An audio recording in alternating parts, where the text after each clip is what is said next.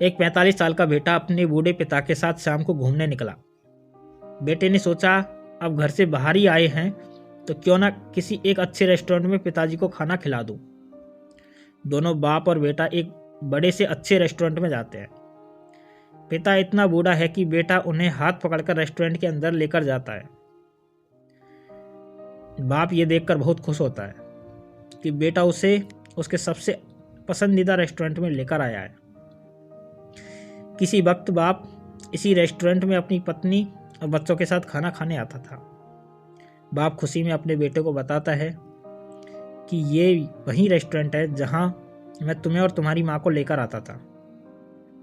बेटा कहता है कि मुझे याद है पिताजी, इसीलिए मैंने सोचा कि आज इसी रेस्टोरेंट में खाना खाया जाए।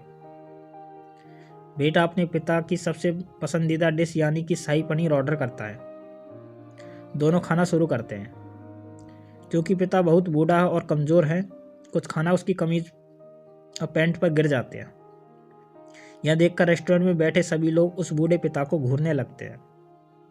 सभी सोचते हैं कि इसे खाने भी नहीं आता, लेकिन उसे बूढ़े बाप के बेटे को कोई फर्क नहीं पड़ता।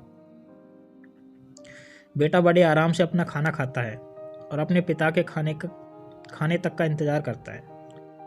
जब पिता अपना खाना ख़त्म करता है तो बेटे बड़े आराम से अपने पिता का हाथ पकड़कर उसे वॉशरूम में ले जाता है और कपड़ों पर लगे दाग साफ करता है।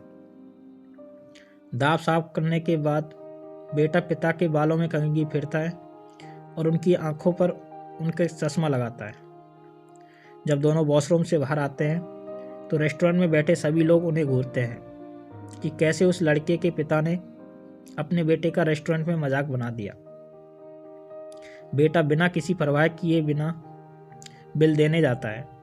फिर बिल देकर जब वे दोनों रेस्टोरेंट से बाहर जाने लगते हैं तो एक बूढ़ा व्यक्ति उस लड़के की पीठ पर हाथ रखता है और कहता है, सुनो, तुम्हें नहीं लगता कि तुमने इस रेस्टोरेंट में कुछ छोड़ दिया? बेटा इधर उधर देखता है और कहता है, नहीं सर, मैंने कुछ नहीं छोड़ा। वो बूढ़ा इंसान फिर बोलता है, नहीं, तुम इस रेस्टोरेंट में कुछ छोड़कर जा रहे हो, और वो है इस रेस्टोरेंट में बैठे लोगों के लिए एक सीख। बेटा, तुम यहाँ बैठे हर एक बेटे की एक सीख छोड़कर जा रहे हो, हर एक पिता के लिए एक उम्मीद। मैंने आज तक ऐसा नहीं देखा कि कोई बेटा अपने पिता की इतने दिल से सेवा करता हो। अपने पिता की जैसे तुम सेवा कर रहे हो वो देखकर मेरी आंखों नम हो गई। तुमने मेरे अंदर एक उम्मीद जगाई है कि शायद मेरा बेटा भी इसी तरह मेरी सेवा करे। धन्य है तुम्हारे माँ बाप जिन्होंने तुम्हें इतने अच्छे संस्कार दिए। बेटा, तुम जिंदगी में खूब तरक्की करो और हमेशा खुश रहो। उस बूढ़े आदमी ने उस बेटे को आशीर्वाद दिया और अपनी जगह पर बैठ गया।